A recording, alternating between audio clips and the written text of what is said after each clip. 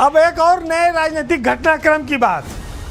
घटनाक्रम ये कि ठाकुर विधायकों वाला मामला जो इन दिनों मीडिया में बहुत छाया है कि ये सब बैठ के मीटिंग किए और ये कोई गठजोड़ बना रहे हैं अंदर खाने, ये गठजोड़ आगे क्या काम करेगा, इसका उद्देश्य क्या है।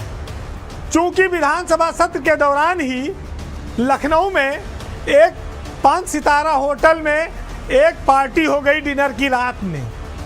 डिनर के साथ साथ और सब भी था, वेज नॉन वेज भी।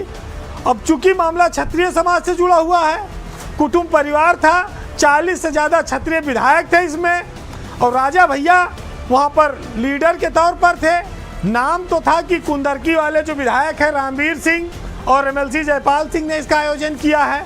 अदर कास्ट के लोगों को नहीं बुलाया गया था, कुछ पहुँच गए अलग बात है, उनको लौटारा भी नहीं गया।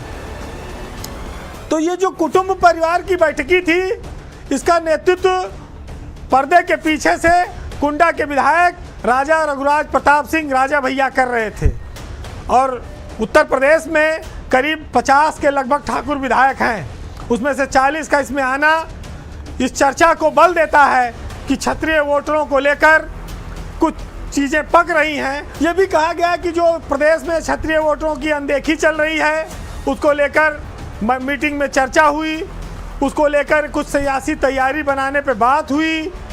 और दूसरी ओर कुछ लोगों ने ये कहा कि दिल्ली जो उत्तर प्रदेश की सरकार पर दबाव बनाता है, योगी पर जो दबाव बनाता है, उनके खिलाफ जो साजिशें होती हैं और बीच बीच में उनके खिलाफ जो आवाज़ें उठती हैं मुख्यमंत्री के लिए, उस पर एकजुटता दिखाने के लिए ये पार्टी आयोजित की गई थी कि सब योगी के नेतृत्व में ठाकुर एकजुट हैं। इसकी कमान राजा भैया को दी गई, जिससे कि भाजपा का कोई नेता का आरोप भी ना लगे। जबकि भाजपा के मंत्री दिनेश सिंह, ब्रजेश सिंह, यशवंत सिंह, विधायक राकेश सिंह, अभय सिंह, अजीत सांगा, तमाम सारे चर्चित ठाकुर विधायक इस 5 सितारा होटल में उनका जमावड़ा था। मुख्यमंत्री आवास कार्यालय, वहाँ से इस पर नज़र भी थी मीटिंग पर, ऐसा नहीं है। खास तौर से इन दिनों समाजवादी पार्टी को इस बैठक में निशाने पर रखा गया और ये कहा गया कि वो ठाकुर विरोधी बयान दे रही है और इसका हम लोगों को जवाब देना है और कुटुंब परिवार इसके लिए तैयारी करे। इन विधायकों ने कुटुंब परिवार के नाम से कोई व्हाट्सएप ग्रुप भी बनाया है, जिसमें ये लोग आपस की बातचीत को शेयर करेंगे। वैसे सत्र के दौरान ये मीटिंग काफ़ी महत्वपूर्ण हो जाती है। अगर कहीं कोई अल्पमत की सरकार होती तब तो समझ लीजिए प्रदेश में अब तक आग लग गई होती, गिर गई सरकार।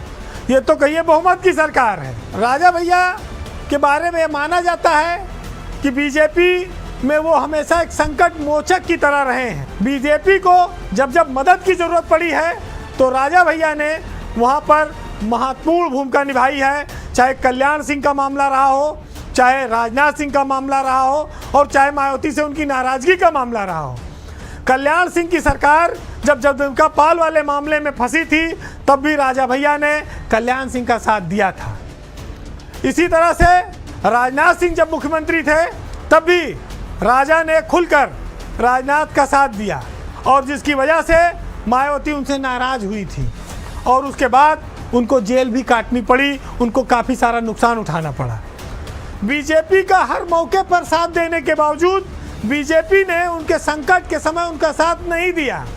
लेकिन अब जब योगी सत्ता में आए तो उसके बाद से ये माना गया कि वो योगी जो वचन देंगे उस पर वो टिकेंगे, और राजा ने इसी वचन के आधार पर उनको राज्यसभा में भी वोट दिया और उनकी पार्टी के समर्थन में वो हमेशा रहे।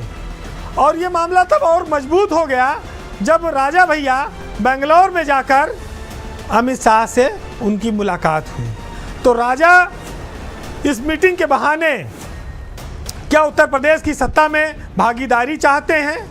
रघुराज प्रताप सिंह को क्या योगी अपने मंत्रिमंडल में मंत्री बनाने की तैयारी में है? क्योंकि मंत्रिमंडल का विस्तार होने वाला है। राजा भैया उत्तर प्रदेश की सरकार में क्या फिर मंत्री बनेंगे? ये सारे बहुत सवाल हैं, कई सारे सवाल हैं, और इन सवालों का जवाब वक्त देगा, अगला मंत्रिमंडल का विस्तार देगा। तब तक आप इन सब खबरों पर नज़र बना के रखिए।